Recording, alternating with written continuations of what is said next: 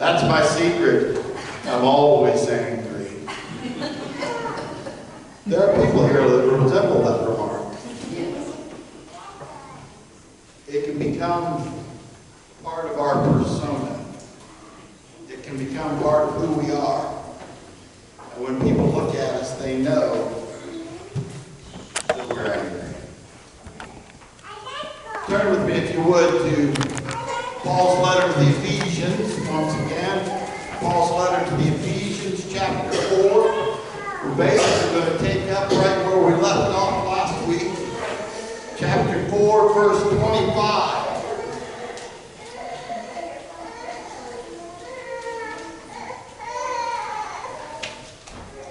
He was supposed to help preach. That may be what it sounds like when I preach. Ephesians chapter 4, verse 25. Therefore, each of you must put off falsehood and speak truthfully to your neighbor, for we are all members of one body. In your anger, do not sin. Do not let the sun go down while you're still angry, and do not give the devil a foothold. Anyone who's been stealing must steal no longer, but must work, doing something useful with their own hands, that they may have something to share with those in need. Do not let any unwholesome talk come out of your mouth, but only what is helpful for building others up according to their needs, that it may benefit those who listen. And do not grieve the Holy Spirit of God, with whom you were sealed for the day of redemption.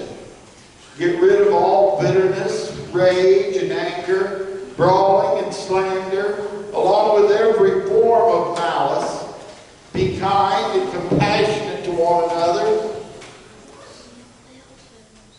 forgiving each other, just as Christ God forgave you. Following God's example, therefore, as dearly loved children, and walk in the way of love, just as Christ loved us and gave himself up as a fragrant offering and a sacrifice to God.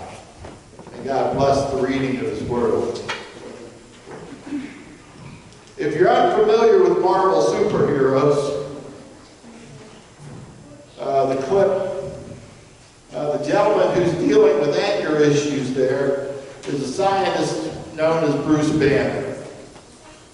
Bruce Banner has lots of problems, but most of all, during an experiment, he was part of an accidental explosion and was coated in gamma rays, because it was back to the 50s when everybody was really worried about gamma rays.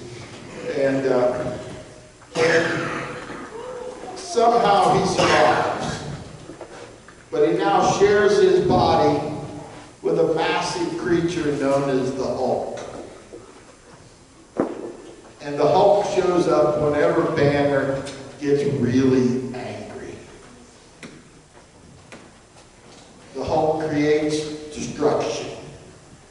And he terrifies those who come in contact with him. And early in his career, Banner is often known to tell people, "You won't like me if I'm angry." But by the time this clip came, he'd made peace with himself. And he says that famous line, "That's my secret.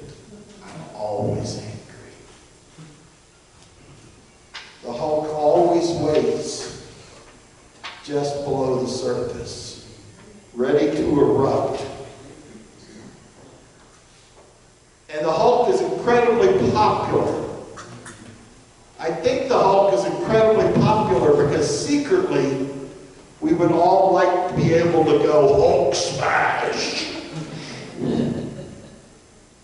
We would all like to be able to let our anger come to the surface and just go crazy and not have most people stand back and clap because we saved the day. It's part of the human condition. Anger is. It's part of the human condition. And people would really like to know how to handle it. This is nothing new. That's why Paul talks about it. He doesn't tell you how to handle it. He just tells you to handle it. He just says this is what has to happen. So what do we do with all that anger and hostility? So many times we let it surface in our relationships. It shows up in our families and our friends, or our used to be friends, or are soon to not be friends. We're almost certain to disagree at some time. We are almost certain to disagree. And disagreement leads to conflict. And conflict can make our inner Hulk rise to the surface. And when the Hulk comes to the surface, it wants to be released. If you go a little further in that clip, they start talking about how they're going to handle the problem. Captain America starts designating things for people to do, sending his heroes off to do different things. And the last one left standing there is Hulk. And he just turns to Hulk and says, Hulk, smash. And that makes Hulk very happy. That's what we want to do when we're angry. Some of us do. I have a brother. The house that we grew up in no longer stands. It was torn down a while ago. But the last time I was in the house, the bathroom door had a spot that was dented in about that far, where my brother hit it when he was a junior in high school. Because when he got really angry, he just wanted to hit something. He also broke the windshield out of one of his cars with his hand. Eventually he learned not to hit things. But have you ever been that angry that you just really wanted to hit something? Anything? It's part of who we are. But the scripture tells us in Proverbs, the fool who provokes his family to anger will finally have nothing left. We need to learn how to disagree without being disagreeable. And we need to learn to argue without assassinating. And the key is all in how we handle our anger. Therefore, each of you must put off falsehood and speak truthfully to your neighbor, for we're all members of one body. In your anger, do not sin. Do not let the sun go down while you're still angry. Do not give the devil a foothold. Now, there is a constructive way to get angry, and there is a destructive way to get angry. Unfortunately, most of us are much better at the second one than the first one. One of the paraphrases says this verse like this: stop lying to each other. Tell the truth. When we lie to each other, we're hurting ourselves. And if you're angry, don't sin by nursing your grudge. You know, I have family that I will not name or even give you how close family they are, because it would just not be kind to me. But I have family that are angry and have been angry for about 30 years now. They live in a pattern of, I will get even. And for that kind live within you takes work. Sometimes I look at it and say, it must just be exhausting to be working that hard to stay that angry that long. Because you just can't do it. It's hard on you. I'm not saying that being angry is bad, because it's not. We all get angry. God gets angry. In the Old Testament, it says God was angry 375 times. 375 times it says God was angry in the Old Testament. In the New Testament, Jesus gets angry. And when people get mad, I'll tell you what, in today's church, when people get mad, there's nothing they like to point to more than Jesus clearing the temple. Say, look at that, Jesus did that. How's that different from me punching you in the face?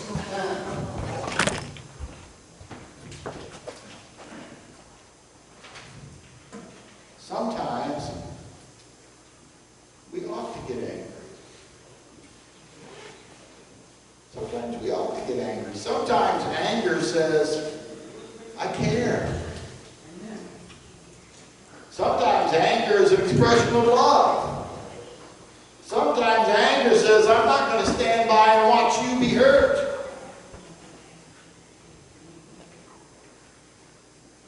But when you carry the idea that a Christian should never get angry, it's pretty unreasonable.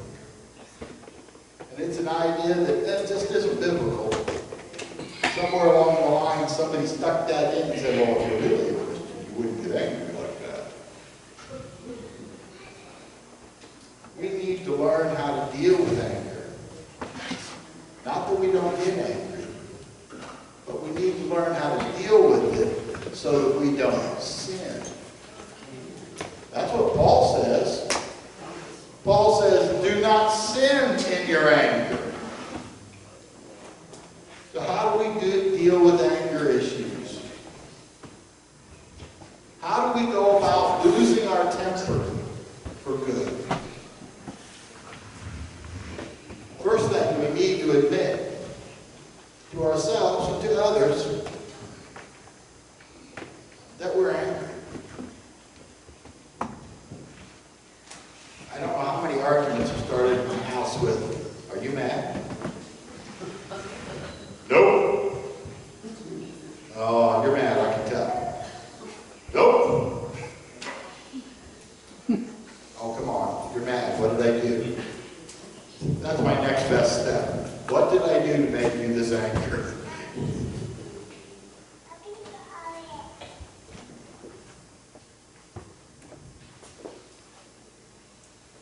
We need to take the first step. Because understanding anger can be hard, even for us. Have you ever stopped in the middle of a good burn and said, why am I so upset?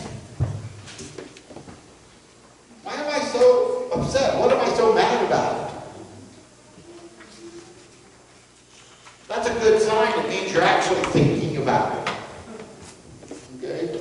You're actually thinking about it. There are a lot of ways to express our anger. Some of these, you might recognize these people. They might be you, I don't know. I'm not pointing fingers, I'm just throwing it out there. There's the person who throws darts. You know what I mean? They'll look at you and make little sarcastic remarks. They'll cut you down. And when you try to fight back, they go, hey, I'm just kidding. Just kidding. They're slippery. They're really hard to pin down because they don't like to admit that what they're doing is being angry. But then on the other end of that scale, there are people that I refer to as the martyrs. Every time something happens, they just take a step back and go, you're right, it's my fault. It's always my fault. It's me.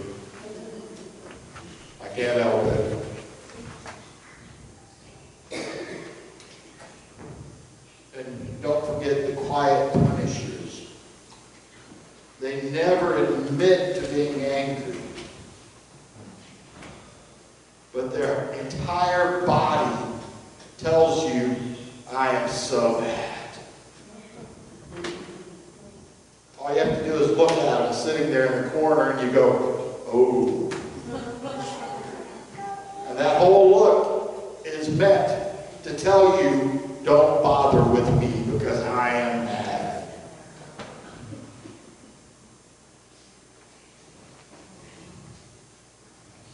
I'm so mad. And there's not a thing you can do about it. Then there are the people who take their anger with them. They bottle it up inside and they don't admit it for anything. I used to be that guy. I had my therapist explain it to me. Therapists are wonderful things. They can explain everything. Not always well, but they can explain everything. And he told me that I bottled up my anger and I kept it inside just like I was putting stuff in a garbage can. He says, well, what happens is that when you put stuff in a garbage can and you keep putting it in the garbage can and you keep putting it in the garbage can, sooner or later the garbage can gets full. And you know what happens when a garbage can gets full and you try to stuff something else down on top of it? It explodes. That was me. I was the most calm, easygoing guy in the world until I wasn't. And then you didn't want to be in the same room with me because things went berserk. And then I spent the next 2 months apologizing. If you don't deal with your anger, someday you'll deal with your anger. It's got to be handled. It's got to be handled. Paul knew that. He says, don't let the sun go down on it. I'm not that good sometimes, but don't let the sun go down on your anger.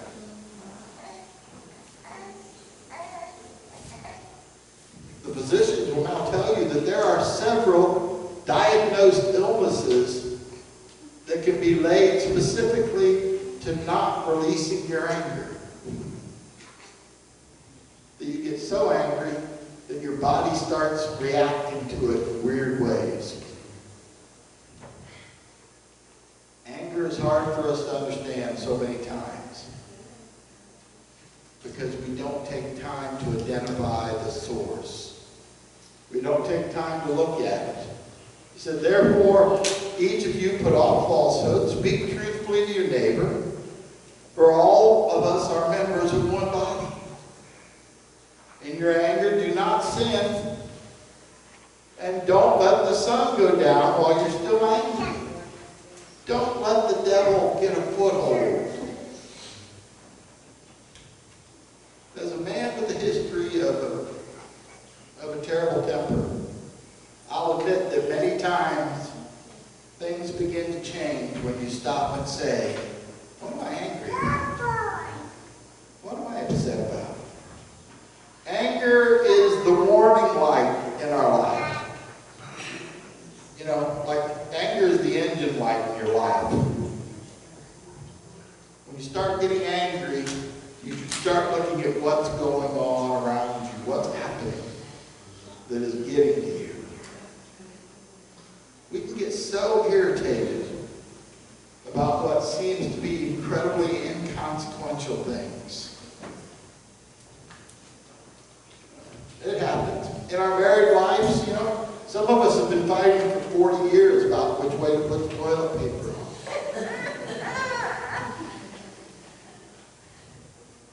on. On how you should roll up the toothpaste tube. Little things like that is where we vent the excess anger. We let it flow out. But what do you do when you get really angry? And you don't know why. Realize touching our hearts. So let me suggest 5 things that we can experience in our relationships that will make us angry. First, we get angry when we feel unaccepted.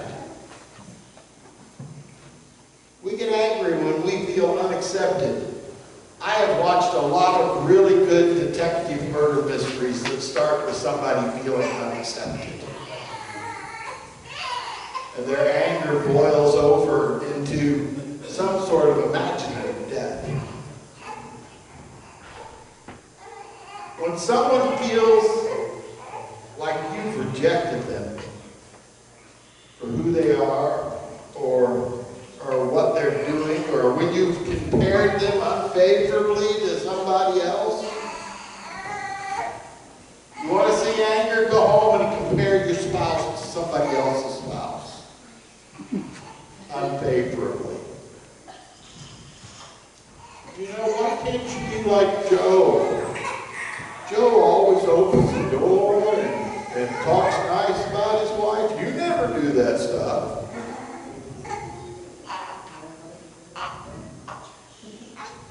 Why is it that Marie always dresses so nice and you always look so dumpy? Yeah, try a few of those lines. See how that works out for you. And you will understand the first tenet of anger. When you feel rejected by your family, by the people you love, when people make fun of you and criticize you in ways that you don't understand, you get angry. We need to be aware of how this makes us feel and not make those mistakes. Because if it makes us angry, we need to remember that it probably makes other people angry too. If something makes you angry, you should go out of your way not to do it to other people. What we tend to do is we go out of our way to do it to other people so that they'll be mad instead of us.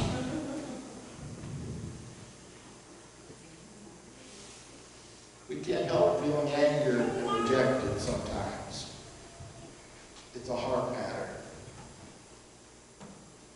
Secondly, we get angry when we feel underappreciated. Unappreciated. When we feel unappreciated. When people take us for granted. When they don't value our efforts. When they fail to see the work that we've done. When we feel like everything else is more important than we are, we get angry. When we feel unappreciated, we get angry. Because we don't know how to handle it, and it hurts. Anger, very often, is a symptom of hurt. Third, we get angry when we feel unsupported. When the people around us seem to be working against us instead of working with us. When nobody seems to want to share the load. You know? When nobody wants to take their responsibilities. They prefer that you would do their responsibilities and yours. Wow, we get angry. This is where most workplace arguments begin. Because you look around and you say, why am I doing all the work here? You people are all 007s.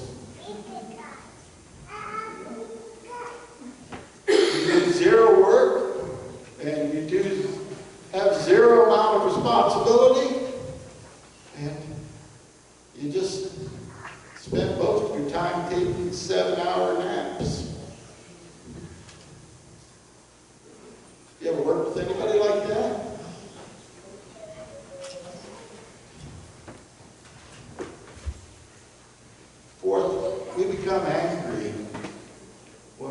find ourselves feeling unprotected, when our life situations seem to be out of control, and nobody seems to care about our needs.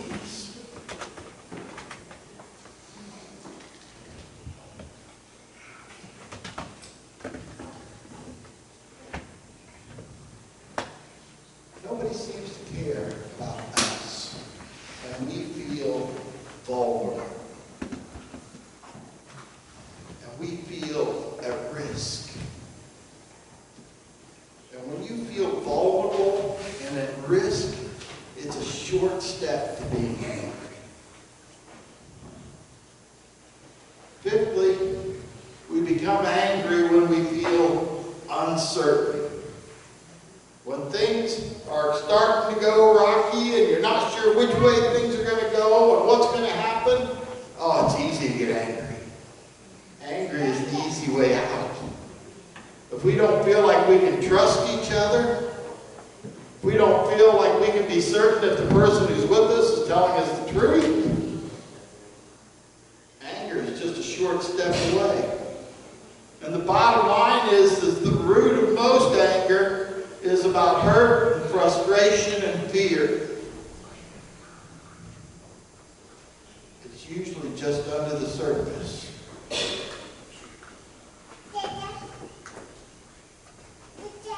Some of us just stay angry all the time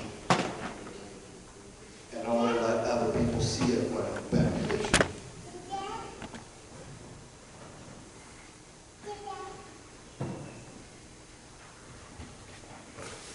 Do not let the sun go down while you're still angry. Don't give the devil a foothold. Don't procrastinate when you're dealing with anger. Don't delay it. Don't even let it hang around for another day, Paul says. Paul says, don't let it hang around, because unresolved anger is all about hurt, frustration, and it doesn't get better when you sleep on it. You may have tucked it away by morning, but that doesn't mean it went away.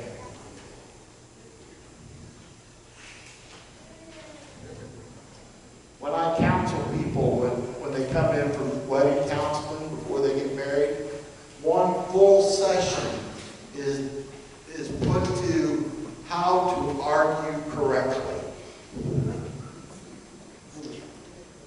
I teach a whole hour on how to argue correctly.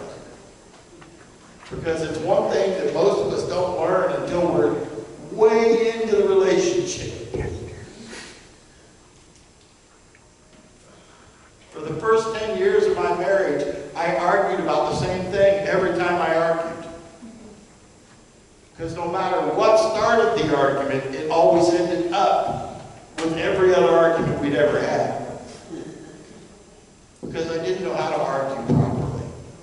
I didn't know how to put things to bed. We just kept back to the same things over and over and over again. Anger that's allowed to hang around becomes more hurtful than it should have been. Anger that hangs around gets worse as you go along. Have you noticed the difference between the words anger and danger? You ever thought about that? The only difference between anger and danger is the letter D. And anger, expressed inappropriately, is dangerous. It's dangerous. How many people do you know who say, oh, we used to go over to Mildred's house all the time, but then we had an argument, and now we just don't talk anymore? Because anger was expressed inappropriately and was never fixed. They just decided to stay angry. And they decided to not see each other anymore because it was easier to be angry if you didn't have to confront it. says we've got to admit our anger. It says we need to understand our anger. It says we need to deal immediately with our anger. And Paul says that there is a way to do that. You think in the first part of the section that he's just going to tell you you've got to do it and not tell you anything about it. But at the end of that section, if you drop down to the end there, it says, be kind and compassionate to one another. Forgive each other, just as in Christ God forgave you. Follow God's example. As dearly loved children, and walk in the way of love. We can lose our temper. It's all right. We can lose our temper forever if we're willing to focus on the way we think. You want to lose your temper? I'm all for it. Lose your temper. But I mean, lose it. Don't just vent it. We say lose our temper. We're not losing it at all. We're just sharing it. We're just sharing it with everybody else. We don't want to share our temper. We need to lose our temper. When it appears that we're going to let anger get out of control of the situation, you need to stop and count the cost.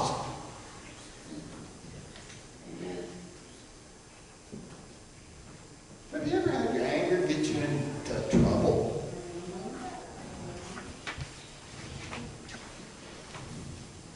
We could have a testimony service right here. But I got a feeling it would take way longer than I want to be here. Because most of us have done that. Proverbs says people without tempers do foolish things. You ever read Proverbs? It's got all kinds of fun little things in it. Think about what you're doing. More relationships are destroyed with anger than anything else. Than anything else.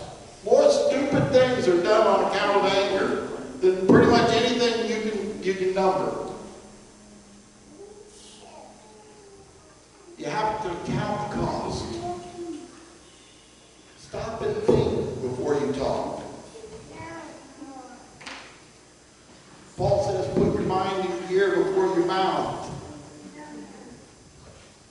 How many people have stopped and said, you get to the end of the whole thing and they said, oh, I just didn't stop to think.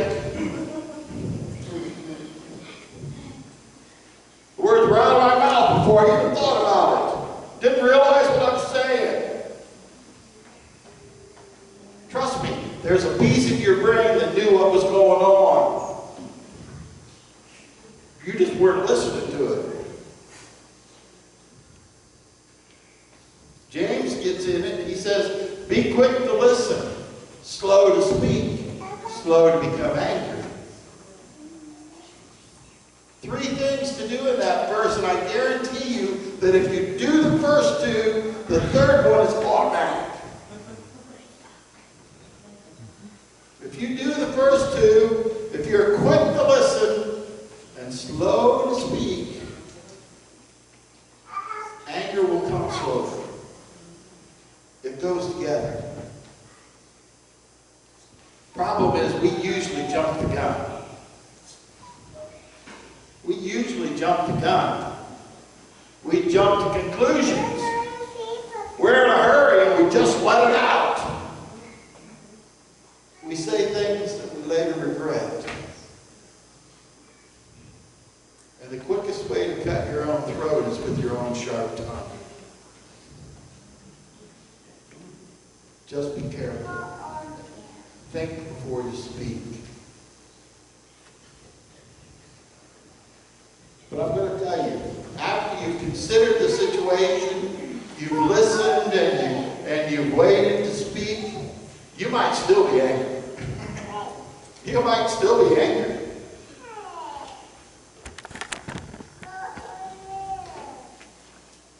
We just need to learn how to release that anger appropriately.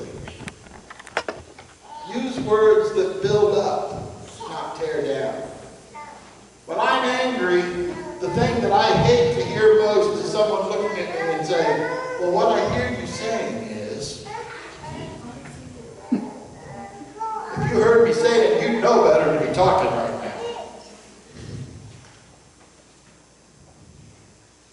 But really, those are the kind of things we need to be looking at. We need to be helpful, not harmful. It's all in how you say it. That's a truism that really is true. Not all of them are, but that one really is. It's all in how you say it. And what you say is going to make the difference on whether this conversation is appropriate or inappropriate. There's always going to be conflict.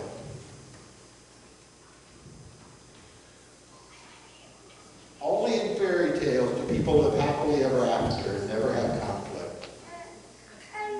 And if you're a fan of the Shrek TV, the Shrek movies, you find out that even in fairy tales it doesn't work.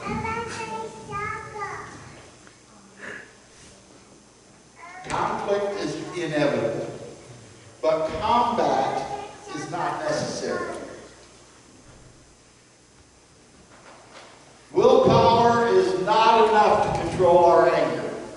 No matter how tight a grip you think you have, sooner or later it's going to slip. Willpower is not enough. Some of you have tried those things. You've tried willpower. You've tried to handle it. You've tried, best friends, stop me if I say,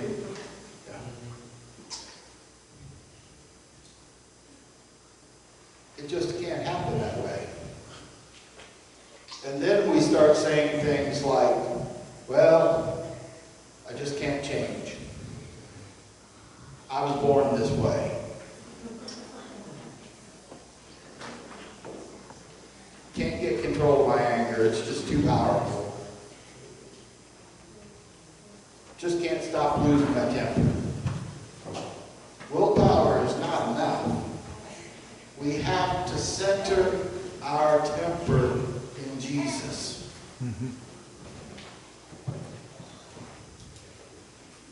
As a person who struggled with a bad temper, I will tell you that I never got control of it myself, no matter what people thought. Even if I didn't explode, I seethed inside. Until I gave it to Jesus. Until I gave it to Jesus. I tell some people that I've got a bad temper, and they just look at me like, wow, I don't know what you're talking about. I'm like, I know what I'm talking about. It's Jesus. The part you're seeing is Jesus. Because he's taking control of my temper.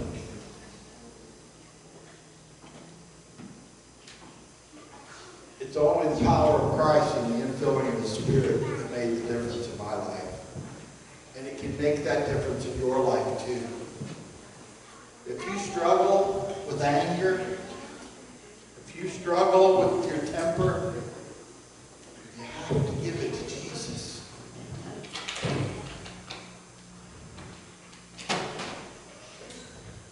Conflict is in our lives. We live with conflict like we live with childbirth. Where did you get that? Okay, but think about it a second. We live with conflict just like we live with childbirth. There is an enormous pain, and it almost feels like we're going to die.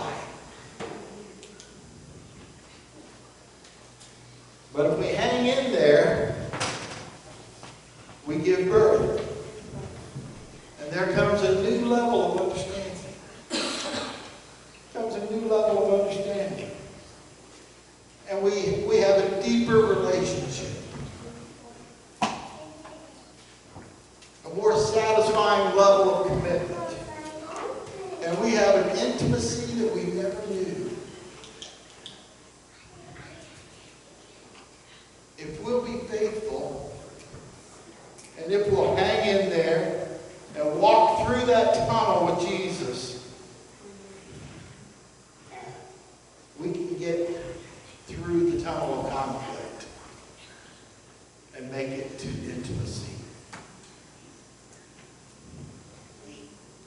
when we hand over our anger, when we hand over our anger and we commit to becoming more like the Master,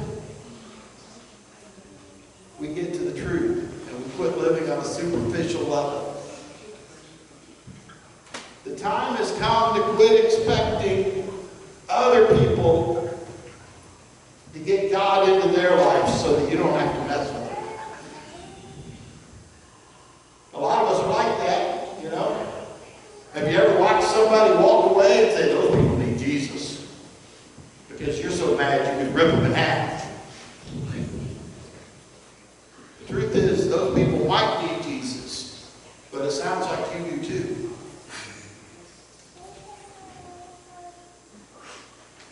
No person in this world has ever been able to fulfill all our needs. Some people come pretty close, but no one person in this world has ever been made to fulfill all our needs. The only one I know